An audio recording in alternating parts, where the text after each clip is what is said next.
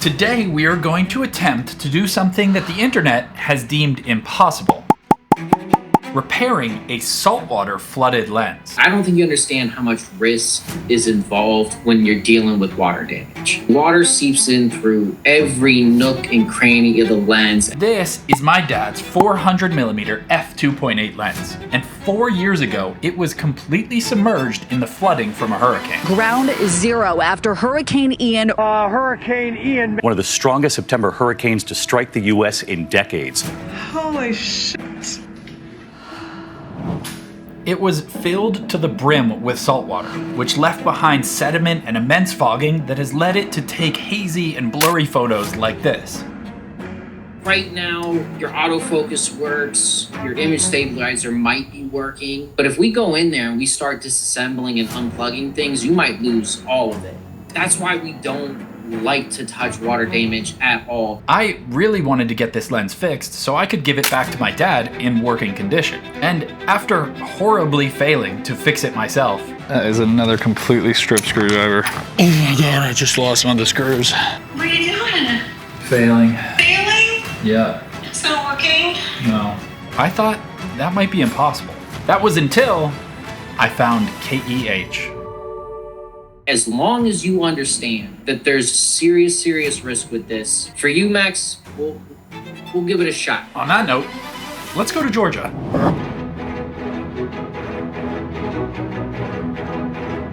First, a quick tour of the KEH facilities. Wow.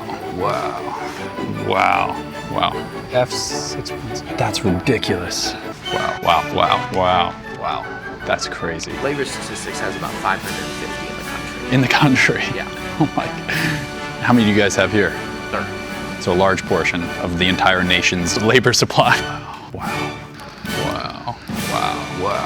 And then a rundown on the lens with our repair tech. Currently, everything is functioning. The aperture is functioning and the autofocus. That's the most important stuff. Oh yeah, this is Jordan. He's a new recruit at KEH from Arizona. He is the only person in the entire KEH repair department to have ever successfully completed a flooded lens repair. However, that was freshwater, and my lens was in saltwater. So this is a whole different beast. Before we open it up, let's lay out the game plan. Our goal is to get the lens looking squeaky clean and operational so we can give it back to my dad in working order. And although it is currently operational, the electronics are a ticking time bomb. Remember that this lens was submerged in salt water, meaning there's likely crazy corrosion going on. If that's the case, we know that if we do nothing, there's a 100% chance that this lens will eventually die. However, if we could manage to get the lens open and cleaned up, there's only a 99% chance of everything breaking. And that 1% difference is what makes this repair worth trying. So our objective is twofold. We want to get the lens open so we can clear out the fog, but also to attempt to preserve the electronics that are likely covered in corrosive salt. So let's start getting it open. At that point, with everything functioning, it's just getting the inside of it cleaned out and making sure that there's no rust and corrosion that is just going to kill it later down the road. To get this lens cleaned up and operational, we need to open it up, both from the front and the back. And we're starting with the back, which seemed easy enough, just a few screws. Not many places touch this kind of thing. Right. You know? Unfortunately, after pulling the rear lens mount off, our worst fears were confirmed. Corrosion. I have to just leave it with you guys. How's it looking? Look at that corrosion in there. Like, that kind of bluing. That's from the aluminum that's corroding there. Fortunately, this time, it hadn't gotten near the electronics. This time. It's been through a lot. Looks like the wiring is not destroyed. I guess I don't know if that's a good thing. It seems like a good thing. Yeah, that's really the main concern about waterlogged lenses like this are the electronics. So now that we have the lens mount off, we're moving to the whole back end of the lens, starting with the collar that holds the tripod foot on. Unfortunately, there's a problem. This time, not a corrosion problem. A problem that I may or may not have caused when I tried to repair the lens myself a few months ago. I've stripped a few screws, they just won't turn. A stripped screw. Oh, did that just totally strip out? Yeah, it did. That's gonna be difficult. So we're temporarily giving up on the collar and trying a different plan of attack. This rear cover that sits right above the collar. Our thinking is that if we can get this rear cover off and then the collar, we can start getting big chunks taken off of this lens. Luckily for us, the back panel came off with relative ease, so we can go back to trying to get the collar off. And since we're at a relatively safe part in the process and not yet at risk of damaging any of the very sensitive electronics, I told Jordan he can get as unorthodox as necessary. I'm sure you know, but Yeah. don't go soft on this lens. You don't have to be precious about it. That unorthodoxy is how we were able to get that strip screw off and in turn the panel below it. Bam. Bam. Look at that. It's nice when you don't have to be nice to the lens. Right? Unfortunately, that panel is not the one we need to get this whole collar off. That is somewhere less obvious. They wouldn't be cheeky and put it under the main badge, would they? Oh.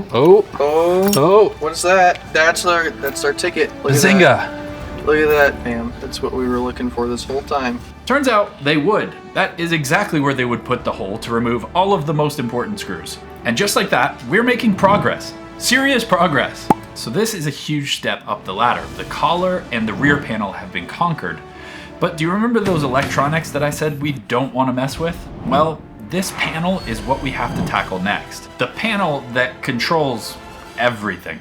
The electronics are a ticking time bomb, but we have to remove them to preserve their functionality. But the removal itself could be the thing that damages them so badly that they cease to function at all. And if we could remove them without damaging them, they'd still be at risk of dying because of the corrosion, which means that they'd need to be properly cleaned as soon as possible. So we're taking the risk, knowing that this has to be done if we ever want to get this lens back to my dad in working order.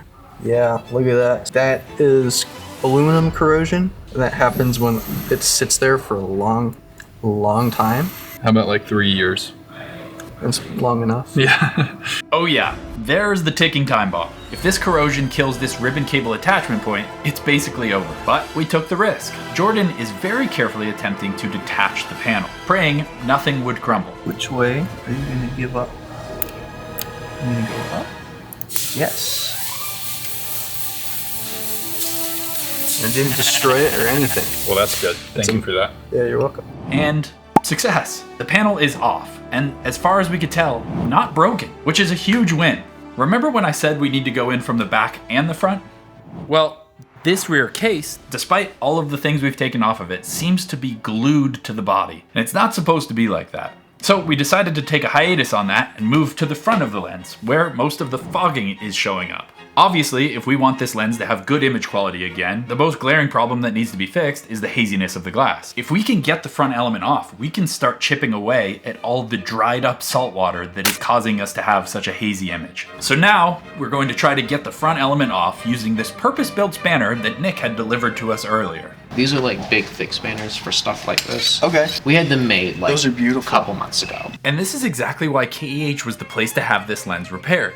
They have every tool necessary, and if the tool doesn't exist, they just make one. Oh my goodness. Did it go? No. What happened? Oh my goodness, no. Unfortunately, this was a lot harder than we thought, and almost gave Jordan a career-ending injury.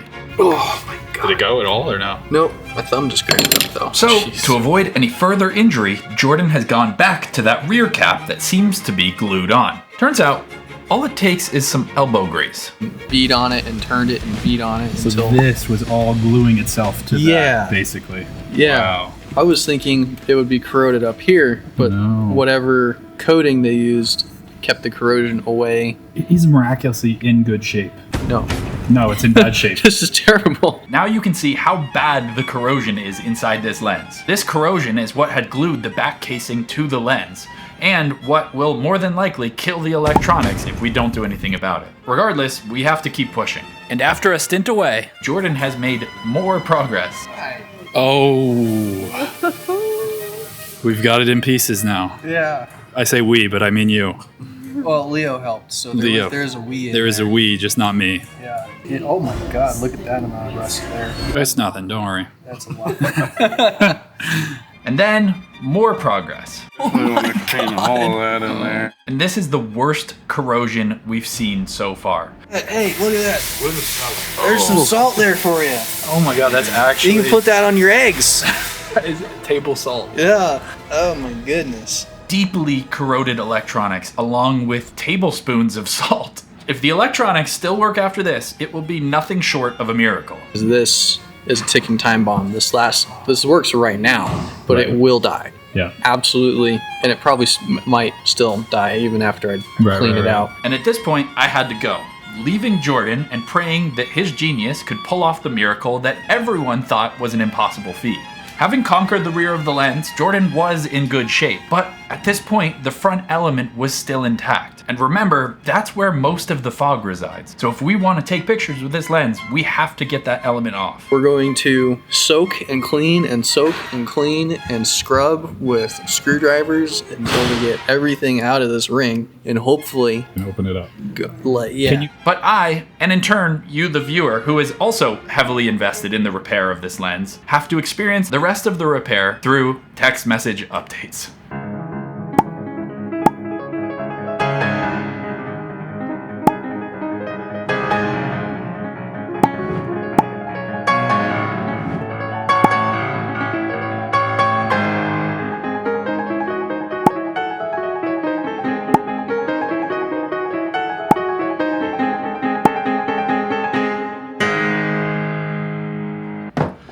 So, after 4 years, my dad's lens is finally free of seawater. Unfortunately, as Jordan reported, the lens coatings are completely shagged. So, the image quality should be unique, but Jordan never mentioned if he was able to preserve the electronics. So, let's find out if everything is in working order, so we can finally give my dad his lens back. Wow. It's like a real lens again. All right, we'll start with the aperture. So we're currently at f2.8 according to the screen. Okay, it's updating on the screen. There's a button here to update the aperture. The aperture works. How is this possible? The stabilization still works. Aperture works, stabilization works. Now for the autofocus. I'm honestly in shock. This lens was 2 feet underwater, filled like a fishbowl. I thought it would never work again, and everything's still working. I think my dad's gonna be pleased with this, but before we give it to him, we have to check out the image quality. Oh, it's still 100,000 pounds. You gotta take bird photos with this. All right.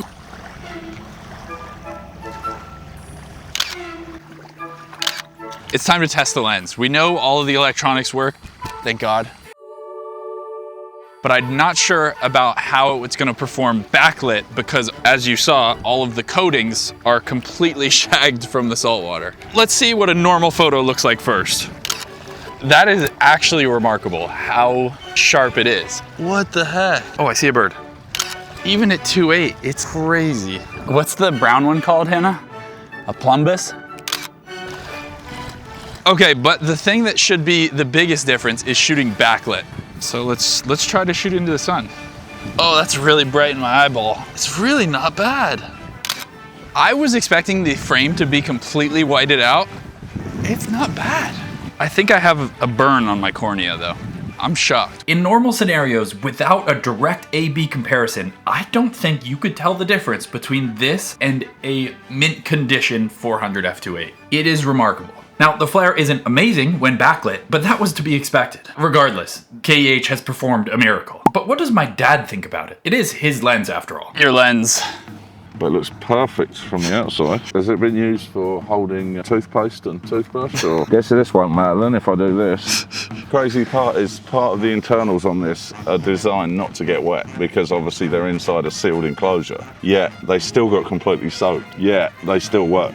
That's just great. I mean, it's a testament to Canon or KEH. I'm not sure which, probably both. So what do you think of the result? I think it's an absolute miracle what they've done. Considering this was underwater, like literally had water floating inside of it for 3 years. I think what they've done is absolutely miraculous. Would I recommend getting it done? Maybe not, but... I do have to tell you that KEH does not offer water damage repairs, but they do almost every other type of repair with just as much skill as they did my repair. And probably less hammers. It's incredible what they have done and to the level that they've got it. Obviously, if the coatings on the lenses are gone, there's nothing they can do about that, but pretty incredible, really. You think it's getting back into your professional rotation? No.